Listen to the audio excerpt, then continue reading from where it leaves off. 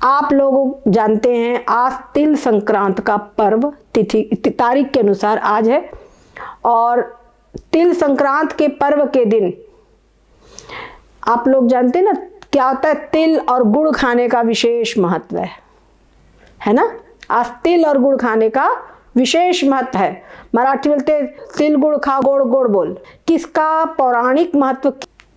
ये तिल संक्रांत का पर्व है, ये एक ऐसा पर्व है जो वास्तव में हमारी हिंदू संस्कृति और अंग्रेजियों की तारीख दोनों लगभग एक जैसी आ जाती है। कभी 14 कभी 15, बस इतना सा अंतर हो जाता है। पहले तो कोई होता था, अब कभी कभी मकर संक्रांति, मकर में प्रवेश के अनुसार 15 तारीख को भी तिल संक्रांत का पर्व होता है। एक बात आप लोगों को ये बताएं आज कि इस दिन तिल का और गुड़ का ऐसा क्यों महत्व है, इस दिन क्यों इसको पूजन में भी उपयोग किया जाता है, दान आदि में दिया जाता है, और खाने का भी बड़ा योग है, बड़ा ही महत्व है। इसके पीछे एक पौराणिक घटना है। आप सभी लोग शायद जानते हो कि भगवान सूर्य के पुत्र है शनि, लेकिन शनि देव और सूर्य का शुरू से ही उनकी शत्रुता रही है। शनि देव को अपने पिता सूर्य पे अत्यधिक क्रोध रहा है। इसके पीछे भी कुछ उनकी बातें उचित थी, उनको क्रोध रहा। अब परिक्रमा करते समय, पृथ्वी की परिक्रमा करते समय जब सूर्य देव मकर राशि में प्रविष्ट हुए तो शनि देव बहुत प्रसन्न हुए, और उन्होंने के पास में अपने पिता का स्वागत करने के लिए कुछ नहीं था, तो उन्होंने काले तिल से उनका पूजन किया। इस पूजन से सूर्य देव बहुत प्रसन्न हुए और उन्होंने उनको वरदान दिया कि मुझको जो कोई भी काले तिल से मेरा पूजन करेगा उसको शनि की दशा से मुक्ति मिल जाएगी। शनि का और कोई भी ग्रह आदि उनको प्रभावित नहीं करेंगे। और सूर्य भगवान को इस प्रकार से काला तिल का आज महत्व है। काले तिल का दान, काले तिल से पूजन, इस शनि को प्रसन्न करता है, शनि को प्रिय है। और जो सूर्य भगवान है उनको गुड़ प्रिय है, समझ गए। तो गुड़ और तिल दोनों का योग, यानी क्या, शत्रुता को मिलाकर पिता पुत्र की भेंट, समझ गए ना। तो पारस्परिक शत्रुता को भुला करके आपस में परस्पर में मैत्री स्थापना, अपनत्व स्थापना, मेल स्थापन करने वाला ये दिन है। और इसी दिन से मकर संक्रांति में जब सूर्य देव प्रविष्ट होते हैं उस दिन से सूर्य का तेज बढ़ने लगता है। आप देखिए अभी तक ठंड, शीत ऋतु अत्यधिक थी, और अब धीरे धीरे शीत ऋतु कम होने लगती है, क्योंकि सूर्य का तेज बढ़ने लगता है तो शीत कम होती जाती है। और इसी दिन से सूर्य का उत्तरायण प्रारंभ हो जाता है। सभी मांगलिक कार्य अब प्रारंभ हो जाएंगे, और बहुत से ऐसे जो भी पूजा स्थापना ये सब उत्तरायण में करने से विशेष रूप से फल की प्राप्ति होती है। आप लोगों को मालूम होगा हमारे भीष्म पितामह ने, इनको इच्छा मृत्यु का वरदान था, तो इन्हें 6 मास तक शैय्या पे पड़े रहे, वैसे ही कष्ट उठाते रहे। और जब उत्तरायण प्रारंभ हुआ तब इन्होंने भगवान श्री कृष्ण को सामने करके उनका ध्यान करते हुए अपने शरीर का प्राणायाम के द्वारा त्याग किया था। इनको इच्छा मृत्यु का वरदान था ही पिता की तरफ से।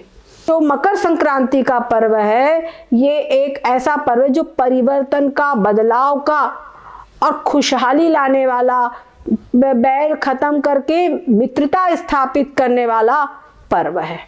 इस दिन विशेष रूप से इन सब चीजों का महत्व बताया गया है। तो आप सभी को तिल संक्रांत की बहुत बहुत शुभकामनाएं। और इस दिन खूब अच्छा, एक बात और है, ठंड के दिन में ये देखो वैज्ञानिक भी, ये त्योहार अत्यंत वैज्ञानिक भी है। अभी ठंडी के दिन में तिल और गुड़ खाओ, इस स्वास्थ्य के लिए भी बहुत अच्छा होता है। तिल जो होते हैं गर्म होते हैं, गुड़ भी कुछ गर्म होता है। और तिलों में जो तेल होता है एक ऐसा विशेष प्रकार का तेल रहता है जिसके अंदर में प्रोटीन होता है, ओमेगा 3 आदि होते हैं, और ये तिल कोलेस्ट्रॉल को बढ़ाता नहीं। ये जो तिल का तेल है ये हड्डियों को मजबूत करता है और कोलेस्ट्रॉल इससे बढ़ता नहीं है, सबसे विशेष बात है।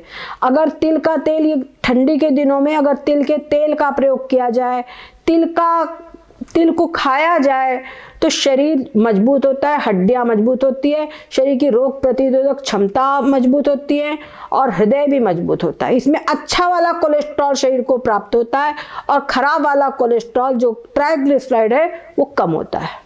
इस प्रकार से ये वैज्ञानिक भी है। हमारे जो भारत के जितने भी त्योहार है ये बड़े ही वैज्ञानिक है, इनके पीछे कुछ ना कुछ रहस्य छुपा होता है। तो इसीलिए आप खूब गुड़ खाइए, खूब तिल खाइए, और जिनको अगर डायबिटीज़ है, गुड़ नहीं खा सकते हैं, तो वो तिल को ही जैसे भी खा पाएँ, तिल को भिगा कर, तिल को भून कर, हल्का सा चाहे उसमें मीठा मिला ले, जैसा भी आपका स्वास्थ्य अलाउ करे, चाहे ड्राई फ्रूट का मीठा मिला ले, जो भी कुछ। और तिल को ऐसे भी, तिल को बहुत सारे औषधीय प्रयोग है। केवल किसी के दांतों में अगर पायरिया हो तो केवल वो चबा चबा करके कस के कच्चे तिल को खाए, उसके दांतों के सारे रोग समाप्त हो जाएंगे, इतने उसमें हैं। और हड्डियों के लिए तो मजबूती प्रदान करता ही है। तो इसलिए खूब तिल खाइए, खूब गुड़ खाइए और खूब पतंग उड़ाइए। अब पतंग उड़ाना, देखो पतंग उड़ाना में कितना वैज्ञानिक है। पतंग उड़ाने से क्या है, ठंडी के दिन है, पूरे शरीरों का मूवमेंट होता है। साथ साथ में आप देखिए, जो आकाश में उड़ती हुई पतंग को कंट्रोल करना है ना, गड़बड़ी तब पैदा होती जब विदेशी ऑब्स्टेकल, विदेशी लोग अपने इंटरफियर करना शुरू कर देते हैं, समझ रहे। नहीं तो हमारे भारत के त्यौहार सभी सनातनी हैं और सभी हमारे स्वास्थ्य प्रदायक है, चाहे ये पर्यावरण के लिए भी सब सुखद ही है। कोई भी ऐसा त्यौहार नहीं है जो पर्यावरण के लिए भी नुकसान करने वाला हो। ये हमारे यहाँ बस विदेश, जैसे दीपावली है तो हमारे यहाँ पर दीपक जलाने की, तेल के दीपक जलाने की प्रथा है। अब विदेशी इंटरफेयर क्या हो गया, इसमें मोमबत्ती जलाओ, समझ गए ना। तो हम अपनी प्रथा से, अपने तरीके से अपने देश को, अपने तिल संक्रांत के पर्व को मनाएं। हर भारत देश के संपूर्ण क्षेत्र में कहीं पोंगल, कहीं बिहू, अलग अलग नामों से इसको कहा जाता है, कहीं लाहिड़ी, लेकिन ये त्यौहार हमारा बहुत ही महत्वपूर्ण है। इसको अवश्य मनाना चाहिए और खूब तिल गुड़ खाना चाहिए। सद्गुरुदेव भगवान की जय।